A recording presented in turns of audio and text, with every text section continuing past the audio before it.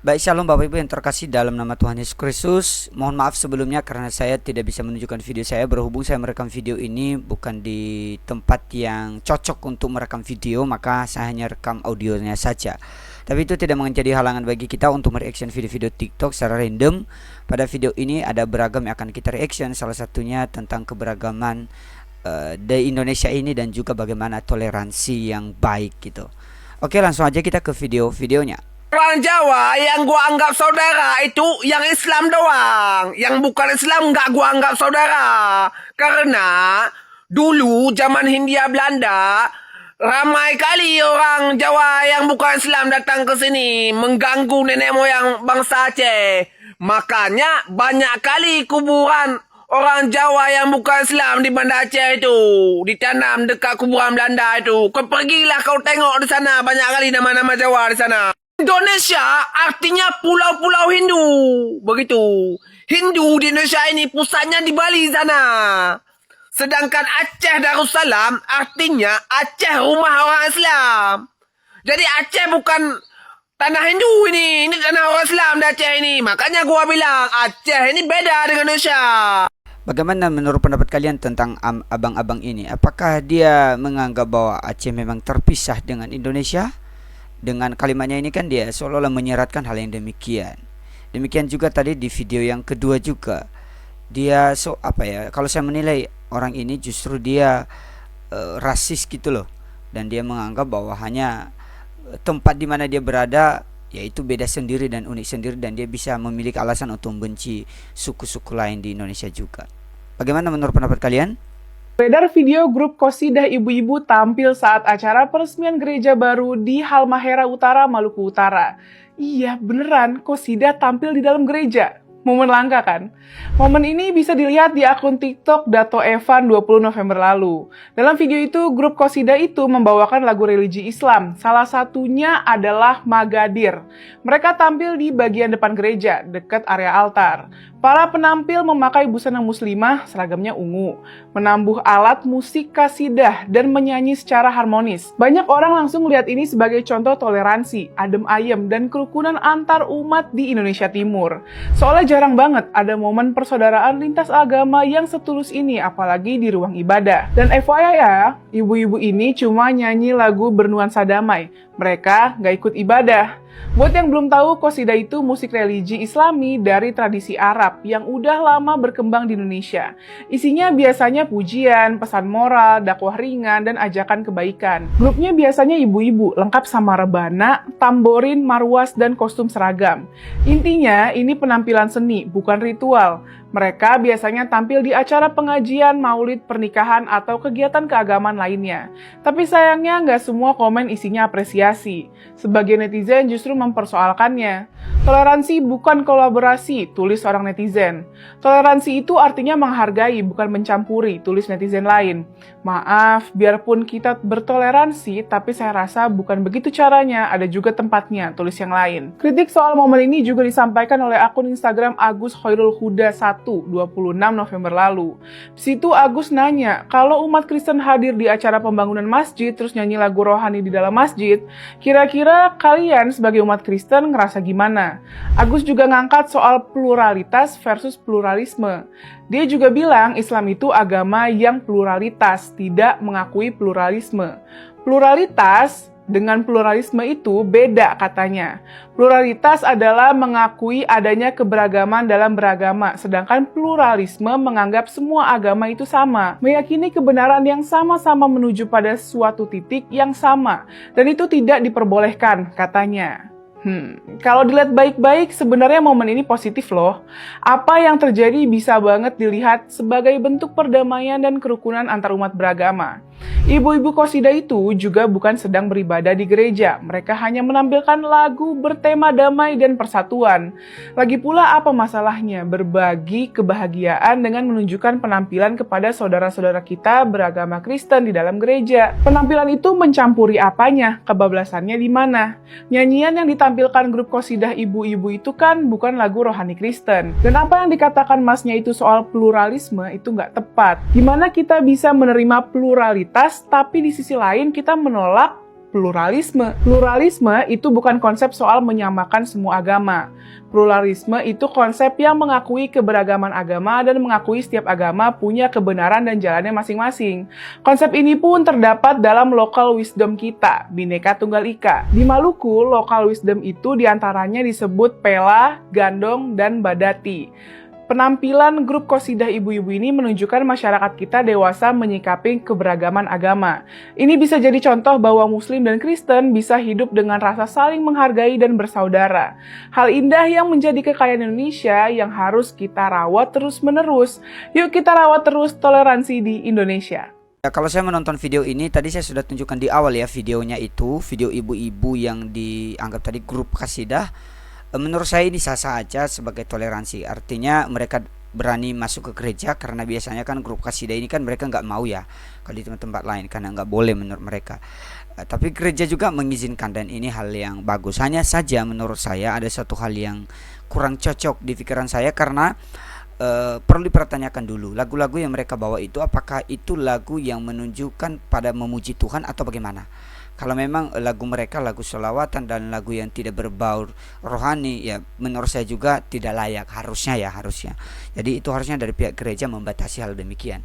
Untuk mengizinkan memberi puji-pujian ya tidak masalah, asal itu puji-pujian kepada Tuhan. Itu aja sih kritik bagi saya tentang video mereka ini. Kita lanjut. Kak, gimana kabar tentang pemakaman Muslim di Jepang? Katanya ditolak ya. Oke, aku akan menjawab. Ya, ini karena ini sensitif, jadi aku harus pelan-pelan untuk menjelaskan sama kalian kenapa itu bisa ditolak. Diduga ya, Presiden Jepang itu menolak cara pemakaman dengan cara dikubur. Siapapun itu mau agama Muslim, Kristen, kalau di Jepang itu tidak boleh dikubur. Ya. Satu, karena negara Jepang itu negara yang kecil, sempit. Yang kedua, orang Jepang itu minumnya pakai air keran kebanyakan, ya. Di negara Jepang terkenal itu airnya air bersih, ya. Saluran airnya itu dari bawah dalam tanah, mau air dingin, air panas, itu salurannya itu pipanya itu pipa besar-besar itu dari bawah tanah. Terus stasiun kereta api itu dari bawah tanah, udah di bawah tanah, di dalam tanah lagi. Itu kalau di Jepang teknologinya itu udah di dalam tanah stasiun, di dalam stasiun itu di dalam tanahnya lagi ada lagi stasiun, di dalamnya lagi ada lagi stasiun, kayak gitu kalau di Jepang, ya. Jadi kalau misalnya dibilang melakukan penguburan untuk agama apapun itu di negara Jepang, melakukan penguburan itu benar-benar ditolak, ya. Karena seperti yang aku bilang tadi, di bawahku ini aja, di bawahku ini ada pipa besar ini, pipa besar untuk mengalirkan air bersih, air panas, air dingin, gitu guys. Makanya dilakukan tomate gitu. Memang penolakannya itu secara halus, tapi gimana ya, kita pun sebagai contohnya aku nih Kristen, aku sendiri itu kalau misalnya exit itu dikubur sebenarnya, tapi karena aku tinggal di Jepang ya nggak apa-apa dikremasi itu kalau aku pribadi ya, karena aku tinggal di Jepang, jadi aku mengikuti aturan di sini ya. Yang penting masuk surga lah, ya kan. Itulah secara yang mudah dipahami, supaya sama-sama ngerti kan. Ini kan negara Jepang, negara maju, teknologinya sampai ke bawah tanah. Kalau misalnya kalian nonton berita Jepang, kalau misalnya sekali gempa aja, itu langsung tanah ini langsung ke bawah gitu. Karena apa? Karena di bawah itu lorong-lorong semua di bawah tanah yang kupijak ini lorong ini semua. Lorong-lorong kereta api, lorong air bersih, air panas, air ini semua untuk air minum. Oke? Semoga semuanya saling memahami, ya, jangan ada salah paham. Oke, thank you. Nah teman-teman, saya juga agak heran di kolom komentar itu banyak sekali yang berkomentar negatif tentang kakak ini. Mereka bilang lah, apa hubungannya dengan teknologi, tidak masuk akal lah alasannya dan lain-lain. Nah ingat ya, dimana kita berada ya kita harus menghormati budaya adat mereka di sana. Itu kan aturan negara mereka. Mereka memiliki aturan negara, mau itu masuk akal menurut kita atau enggak ya udah itu menurut mereka. Toh juga bukan hanya khusus orang Islam juga yang makamnya ditolak, karena memang di sana bukan hanya untuk itu aja tapi untuk semua orang juga. Makanya mereka tidak mau pakai sistem dikuburkan ke tanah, karena tadi sudah dijelaskan sama kakak ini. Jadi kita harus memiliki pemikiran yang waras ya dalam hal ini, supaya apa, supaya jangan kita menganggap bahwa hanya aturan kita yang benar, agama kita yang paling benar, dan juga harus mengikuti maunya kita. Nah itu nggak boleh ya, dan ya belajar untuk berpikir cerdas sedikit.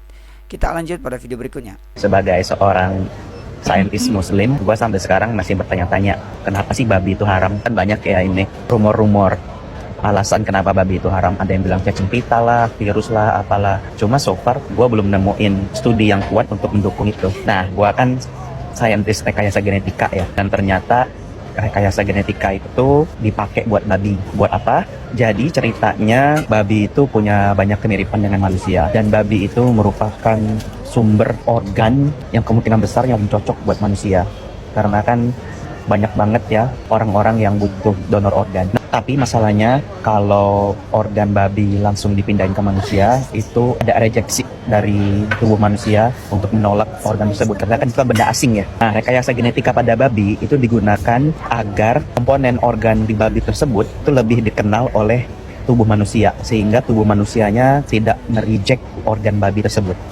sehingga nanti organnya itu lebih compatible buat manusia. Jadi gua ya lumayan banyak ngikutin ya, karena ini bidang gua ya, perkembangan gimana organ babi itu kayak ginjal, jantung babi yang udah direkayasa genetika untuk digunakan sebagai donor di manusia. Nah, gara-gara tuh jadi timbul buah pemikiran gua dan timbul pertanyaan di gua, jangan-jangan babi ini haram karena di masa depan babi ini merupakan sumber utama donor organ untuk manusia. Nah, keharaman babi itu jangan-jangan cuma karena etika aja. Kalau seandainya babi itu merupakan sumber donor organ untuk manusia, itu secara etika dengan memakan babi itu ibarat kita tuh kanibal gitu. Jadi secara etika aja sih. Tapi ini belum tentu benar ya, jangan dipercaya. Tolong ditanya lagi ke orang-orang yang lebih kompeten. Gue mah cuma dari perspektif ahli rekayasa genetika, di mana gue lumayan familiar tentang babi yang direkayasa genetika sebagai sumber organ untuk manusia. Ya apapun alasannya, menurut saya sih kalau soal babi haram itu ya gak ada lah, dia sama dengan binatang lain kok, sama bisa dimakan. Kita lanjut.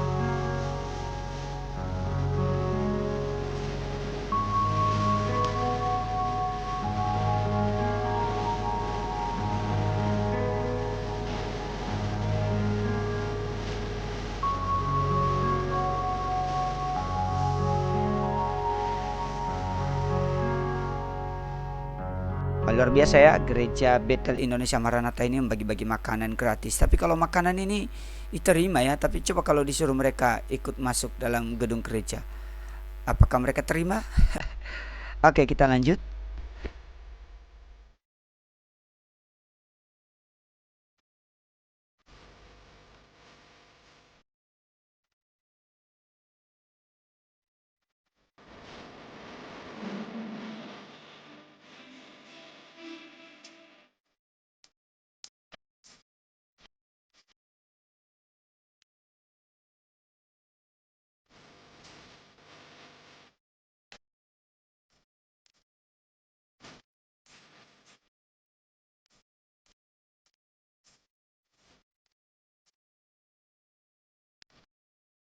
Nah ini saya pernah reaction kalau nggak salah dulu video dari Kang Luyur, itu Ngeluyur channel lah, ini channel ini. Jadi ini Kampung Madura di Jember. Jadi orang Madura tapi kampung Kristen, beragama Kristen. Ini kan jarang-jarang terjadi teman-teman. Jadi ini jarang-jarang ada, tapi ini suatu hal yang luar biasa menurut saya lah. Niatnya sih mau spill.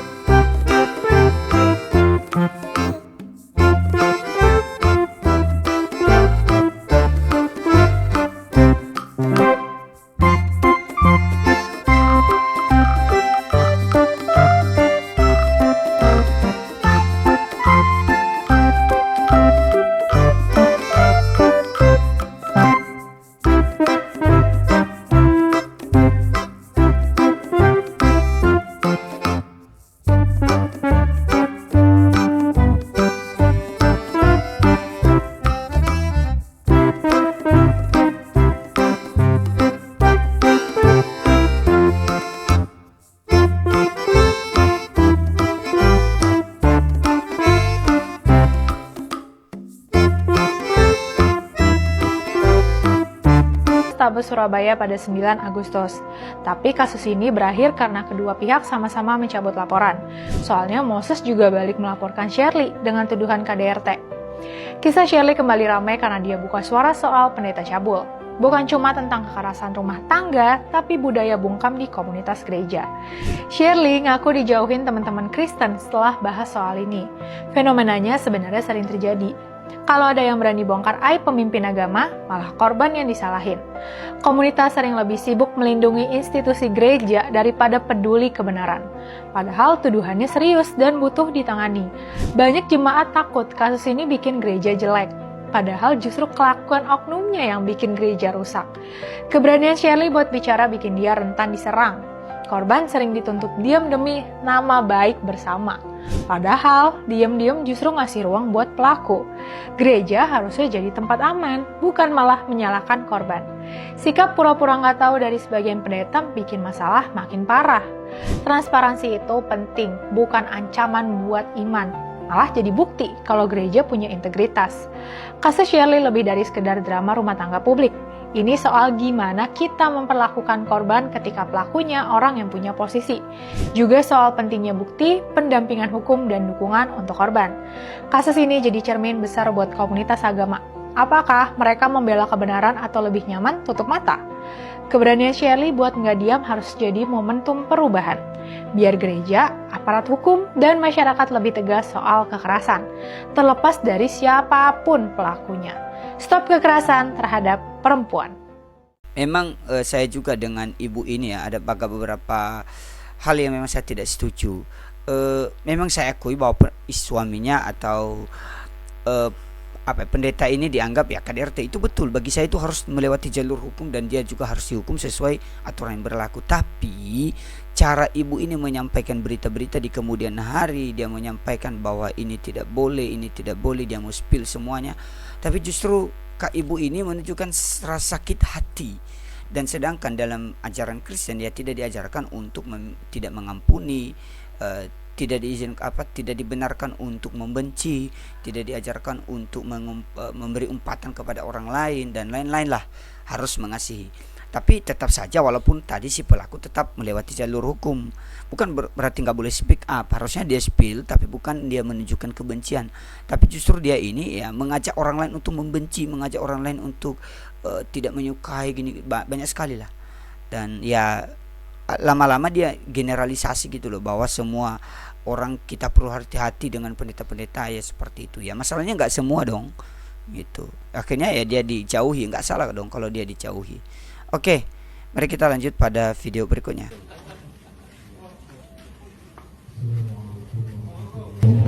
Bismillahirrahmanirrahim. Wabrilah matal ashabul qaryah idh ja'ahal mursalun la ilaha illallah la ilaha illallah. A few moments later.